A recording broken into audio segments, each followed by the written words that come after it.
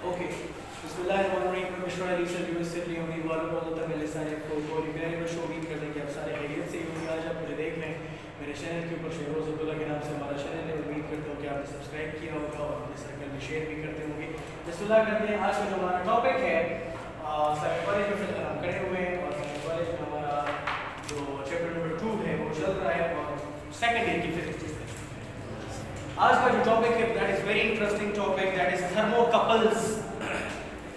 क्या टॉपिक है? थर्मो। जरा गौर से देखिए। Scientist was very curious from day one. Scientist बहुत स्टार्ट दिनों से ही, शुरू से ही कोशिश कर रहे थे कि कैसे हमने इलेक्ट्रिक, साइंटिस्ट बहुत दिनों से कोशिश कर रहे थे कि कैसे हम हीट एनर्जी से इलेक्ट्रिकल एनर्जी प्रोड्यूस करवा सकते। How can we make electrical energy from heat, इसके ऊपर काम करना। ये इलेक्ट्रिकल एनर्जी हर दौर में जो है साइंटिस्ट चाहते थे कि इलेक्ट्रिसिटी को प्रोड्यूस करवाया जाए। आज तो कि बहुत सारे साइंटिस्ट ने इसके ऊपर काम किया, लेकिन थॉमस सीबेक नाम का एक साइंटिस्ट था इन 1921, यस 1821।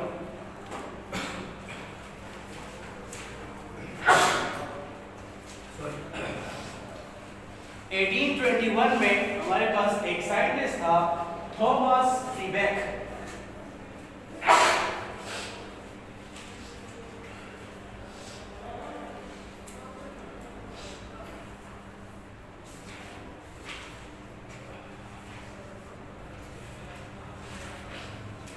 अच्छा, एक साइंटिस्ट था, उसका नाम था जी थॉमस सीबेक। उसने क्या किया, उसने एक इफेक्ट स्टडी किया कि आप किस तरह से इलेक्ट्रिक हीट एनर्जी से इलेक्ट्रिकल एनर्जी प्रोड्यूस करवा सकते हैं। इसके लिए उसने जो मैकेनिज्म यूज किया वो कौन सा मैकेनिज्म था? He took two wires of different metals, two wires of different metals. अब ये मेटल कोई भी मेटल हो सकता है, नोबल गैसेस के जो मेटल्स होते हैं, प्लेटिनियम, इरिडियम, ठीक है, सिल्वर, आयरन, कॉपर, कुछ भी हो सकता है, समझ आ रही? बेस मेटल्स वगैरह भी हो सकते हैं। सो इसने 2 वायर्स लिया और डिफरेंट मटेरियल्स या डिफरेंट मेटल्स के लिए और उनको एक स्पेसिफिक तरीके से अरेंज करके कनेक्ट किया। कैसे? चले मैं आपको दिखाता हूं। उसकी जो अरेंजमेंट थी कुछ इस तरह थी।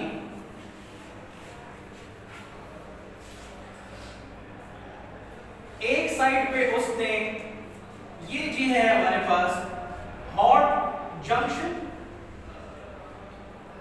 एक साइड पे उसने फ्लेम रखा। फ्लेम जानते हैं? यस सर, चूल्हा, ठीक है, फ्लेम। इस साइड को वो हीट कर रहा था। क्या कर रहा था? हीट कर रहा था। और दूसरे साइड पे उसने एक गैल्वेनोमीटर को कनेक्ट कर दिया कुछ इस तरह से। He connected a galvanometer over here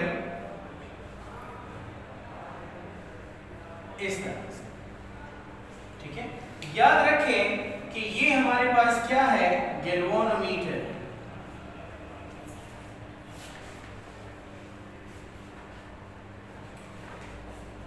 ठीक है, this is 0, this is 1, this is 2, this is 3, -1, -2, -3 and ये जो सेटअप बन गया, याद रखें ये सेटअप किसका था? This was thermocouple setup. एक साइड को उसने हॉट जंक्शन लिया और दूसरे साइड को उसने कौन सा जंक्शन लिया?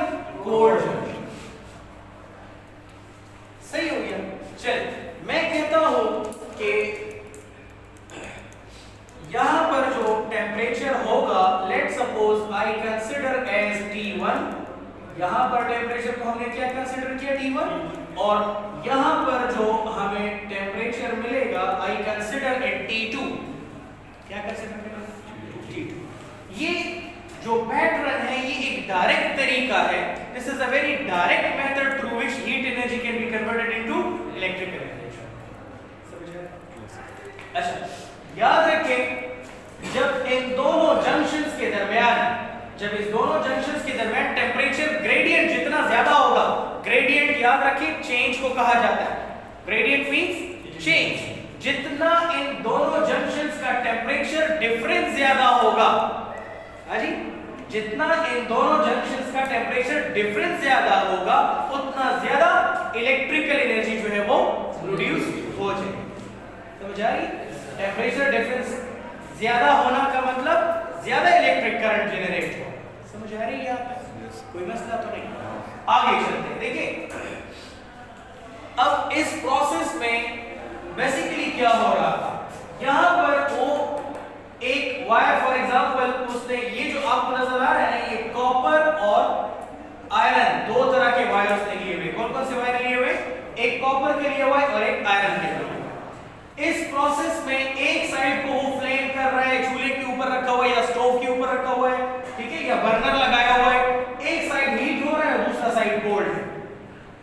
अब यहां पर गैल्वेनोमीटर जो है ना आपको मैक्सिमम रीडिंग या जो उसका नीडल है वो पॉजिटिव वाली साइड की तरफ शो कर रहा है। याद रखें इस गैल्वेनोमीटर से जो आपको इलेक्ट्रिक एनर्जी मिलती है, इलेक्ट्रिकल एनर्जी मिलती है, दैट इज समहाउ मिलीवोल्ट,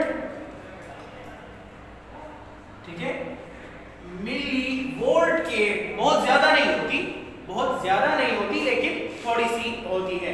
तो मतलब ये कि हमारा बेसिक पर्पस क्या था कि आपने इलेक्ट्रिकल हीट एनर्जी को इलेक्ट्रिकल में कन्वर्ट करवाना था।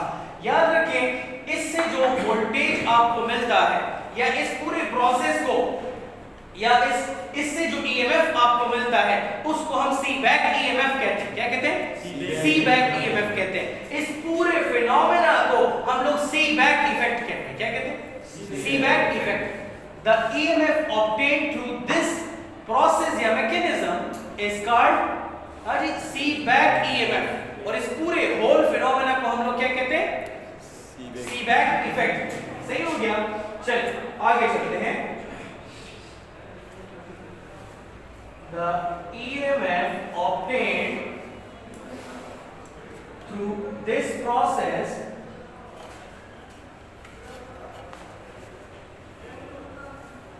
is called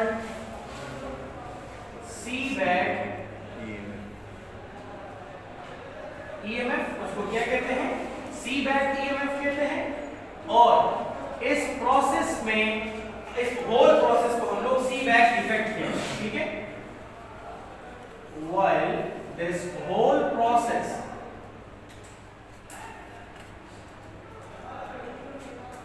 is called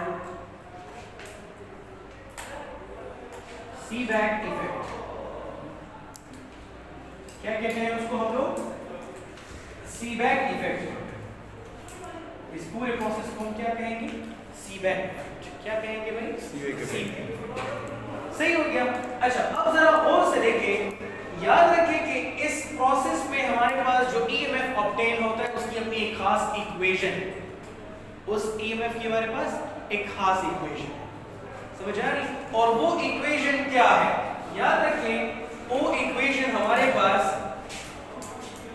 E is equal to alpha T plus 1/2 beta T square। ये जो इक्वेशन आपको नजर आ रही है ना, इस इक्वेशन में दो टर्म्स आपको नजर आ रहे हैं, एक अल्फा नजर आ रहा है और एक beta. Alpha and beta are called thermoelectric coefficients. इसको क्या कहते हैं? थर्मो इलेक्ट्रिक कोएफिशिएंट्स कहा जाता है, ठीक है। Here alpha and beta are called thermoelectric coefficients. क्या कहते हैं? Thermoelectric coefficients.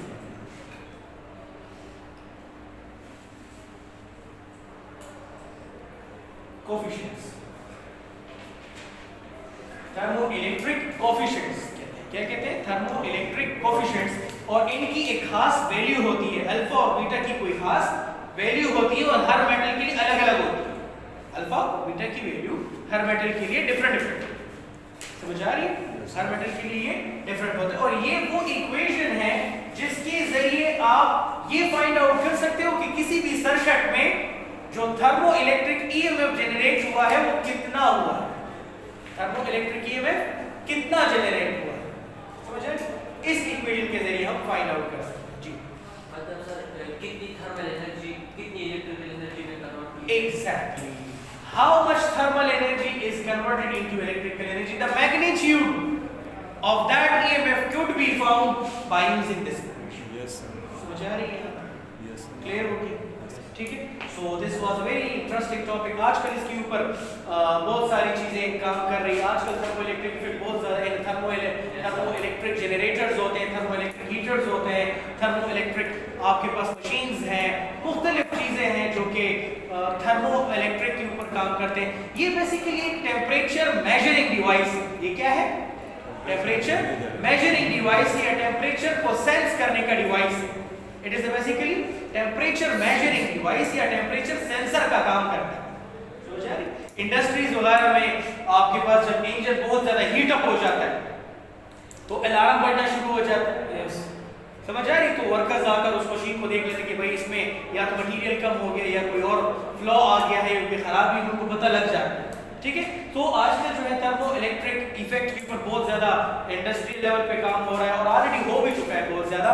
आजकल ये रिसर्च की फील्ड में ये टॉपिक बहुत ज्यादा अहम है, इसके ऊपर रिसर्च बहुत ज्यादा हो रही है और वेरी इंटरेस्टिंग फील्ड है, बहुत ज्यादा नॉलेज इसके अंदर मौजूद है और काम मजीद इसके ऊपर किया जा सकता है। ठीक है, so this was all about today's lecture, hope you have enjoyed it. उम्मीद करता हूं कि आपको आज का लेक्चर पसंद आया होगा और काइंडली आपने हमारे YouTube चैनल को सब्सक्राइब करना है। आपको कोई भी मसला हो फिजिक्स में कहीं पर भी आपको कोई परेशानी नजर आए, कोई सजेशन चाहते हो, कुछ पूछना चाहते हो, किसी भी तरह की हेल्प चाहिए हो, feel free to talk to me any time. मेरा व्हाट्सएप नंबर आपको स्क्रीन पे भी नजर आ रहा होगा, मेरे चैनल पे भी मौजूद है और मैं बोर्ड पे भी लिख देता हूँ। ठीक है, कोई मसला हो, कोई परेशानी हो, जरूर मुझे बताइएगा।